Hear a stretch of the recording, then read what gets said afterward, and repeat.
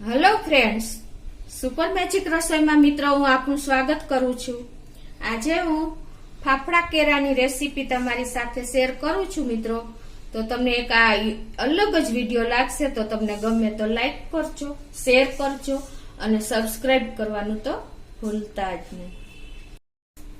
તો ફાફડા ગાંઠિયાના ઇન્ગ્રેડિયન્ટમાં મેં 500 ગ્રામ બેસન લીધું છે, જે આપણે માર્કેટમાં તૈયાર મળે છે પેકેટમાં ઈ છે। પછી આપણે 200 ગ્રામ પાણી જોશે અને 1 કિલો કેળા છે। 15 ગ્રામ આપણે મીઠું જોશે, 15 ગ્રામ અજમો છે, 5 ગ્રામ હિંગ છે અને 5 ગ્રામ પાપડ ખાર છે અને આપણે 50 ગ્રામ તેલ લીધું છે। આટલા ઇન્ગ્રેડિયન્ટ આપણે લેશું। તમને નવાઈ લાગશે કે આ ફાફડા સાથે કેળા, પણ આ અમારે ગુજરાતમાં મવા ગામ છે ને, ત્યાં 50 વર્ષથી આ રીતે ફાફડા સાથે કેળા ખાય છે અને આ ગામ આપણે મોરારી બાપુનું ગામ છે, ત્યાં આ રીતે 50 વર્ષથી આ દુકાનમાં આ રીતે લોકો હોશે હોશે ફાફડા ગાંઠિયા ખાવા જાય છે। તો હવે આપણે ફાફડા બનાવવાનું ચાલુ કરીએ। એના માટે પહેલા આપણે આ એક વાસણમાં 500 ગ્રામ આ બેસન છે એ લઈ લેશું અને એમાં આપણે વચ્ચે ખાડો કરી લેશું। એમાં આપણે 15 ગ્રામ પહેલા તો મીઠું નાખી દેશું।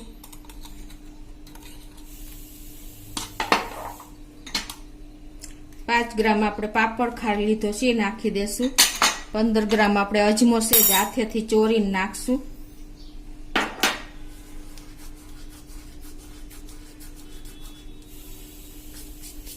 પાંચ ગ્રામ આપણે હિંગ નાખી છે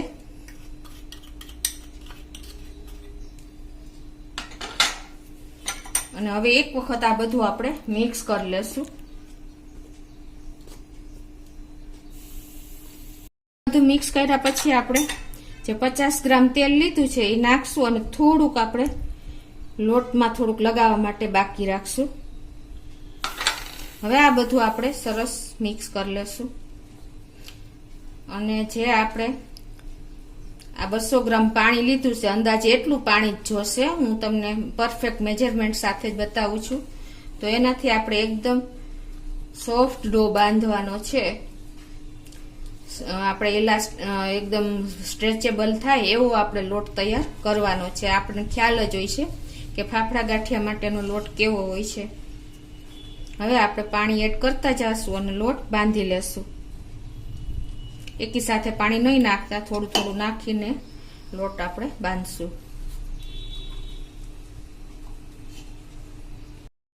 તો આ રીતે જો આપણે સોફ્ટ ડો તૈયાર કરવાનો છે અને પછી આપણે સેજ આ રીતે જે તેલ છે એ નાખીને આપણે સેજ તેલ વાળો હાથ પણ મારી દેશું।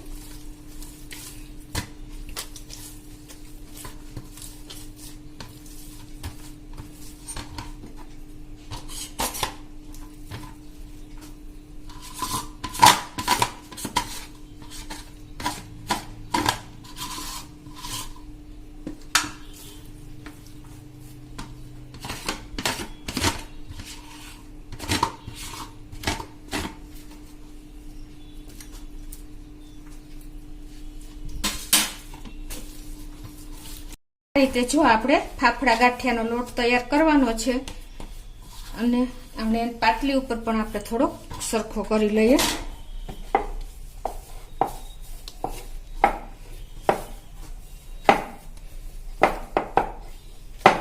અને આવી રીતે જો ઇલાસ્ટિક થાય ને એ ત્યાં સુધી આપણે એને મસળવાનો છે। આ રીતે કર્યા પછી તમે જો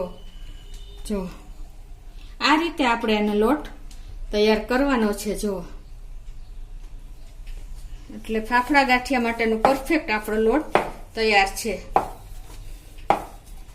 આપણે પૂરી જેવડો તમે જો લોટને મેં તમને કન્સિસ્ટન્સી બતાવી દીધી। હવે આપણે આ પૂરી જેવડો લોટ લેવાનો છે અને એને આપણે એકદમ આવો સિલિન્ડરિક એટલે કે લંબગોળ શેપ આપી દેવાનો છે અને આપણે જે હથેળીનો આ ભાગ હોય ને ત્યાં વચ્ચે બરાબર આવી રીતે રાખવાનો છે, તમે જોઈ શકો છો।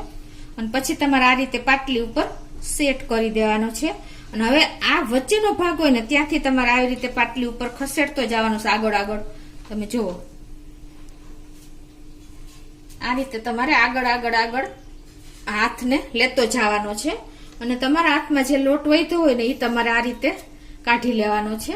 અને હવે તમારે આ રીતે પાટલી ઉપર ચપ્પેથી આ રીતે તમારે લઈ લેવાનો છે. જો આ રીતનો આપણો ગાંઠિયો તૈયાર થશે, ફાફડી ગાંઠિયો. તમને ખ્યાલ આવી જતો હશે.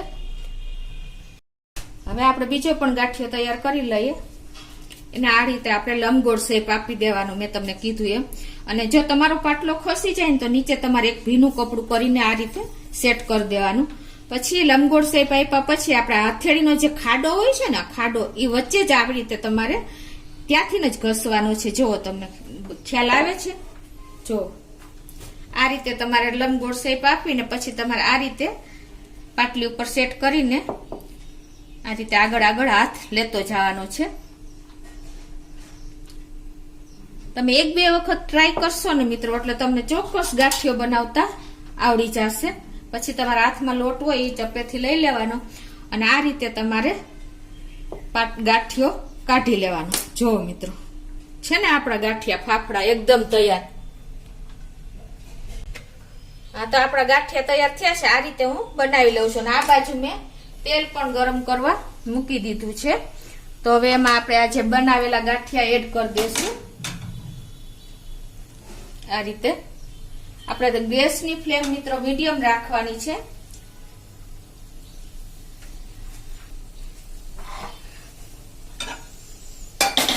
અને ધીમે ધીમે જો આપણો ગાંઠિયો ઉપર આવતો જશે. કંદોઈ લોકો આ રીતે જ ગાંઠિયા રેડી કરે છે.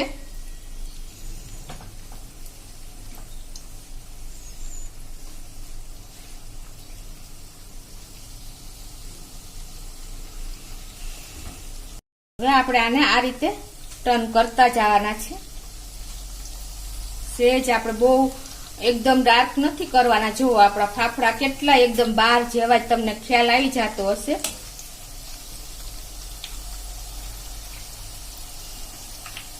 ગેસની ફ્લેમ મિત્રો આપણે મીડિયમ જ રાખવાની છે. જો તમે સ્લો રાખશો ને તો પણ તમારા ગાંઠિયા તેલ પી જશે.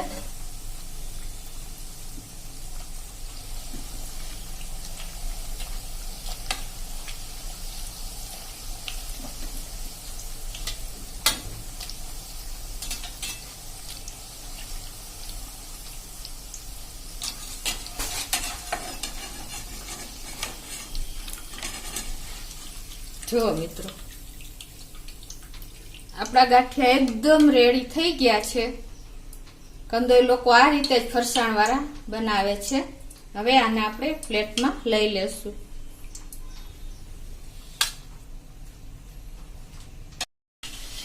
તો આ રીતે જો આપણા બધા ગાંઠિયા રેડી થઈ ગયા છે. તમે જોઈ શકો છો.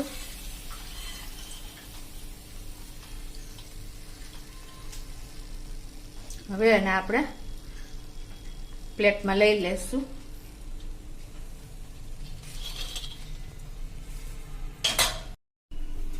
તો મિત્રો જો આપણા ફાફડા ગાંઠિયા રેડી છે. અને આ ફાફડા ગાંઠિયા આજે આપણે હું તમને અલગ જ રીતે બતાવીશ. એની પહેલા આપણે આની ઉપર હિંગ અને મરીનો પાવડર મિક્સ કરીને આવી રીતે આપણે ઉપર સ્પ્રિંકલ કરી દેવાનો છે. એટલે એકદમ આપણા ગાંઠિયા ટેસ્ટમાં બહુ સરસ લાગે છે.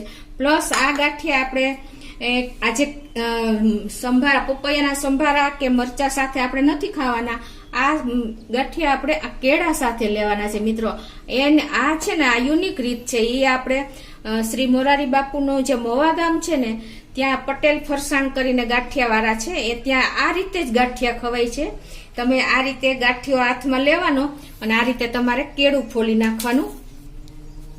અને મિત્રો આપણને પણ નવાઈ લાગે છે કે આ રીતે ત્યાં ગાંઠિયા ખવાય છે. જો આવી રીતે તમારે એક બાઇટ્સ ગાંઠિયાનો લેવાનો ને એક બાઇટ્સ આપણે કેળાનું લેવાનું. ત્યાંના લોકો આ રીતે ખાય છે ને 50 વર્ષથી આ મેથડ આ રીતે એ લોકો ત્યાં એન્જોય કરે છે મિત્રો. તો તમને જોવો ગાંઠિયા પણ હું તમને બતાવી દઉં. એકદમ આપણા સોફ્ટ ગાંઠિયા તૈયાર થયા છે. જો છે ને કંદોઈ જેવા જ બાર ફરસાણ વાળા જેવા જ થયા છે. એટલે મેં આજે તમને શ્રી મોરારી બાપુના ગામની મવાની ત્યાંની જે મેથડ રીતે જે રીતે લોકો ખાય છે ને એ મેં તમને આજે બતાવી છે. કેળા ફાફડા ગાંઠિયાની રીત. તો તમે ચોક્કસ આ રીતે ટ્રાય કરજો. અને તમને મારો વિડીયો ગમે તો લાઈક કરજો, શેર કરજો અને સબસ્ક્રાઇબ કરવાનું તો ભૂલતા જ નહીં.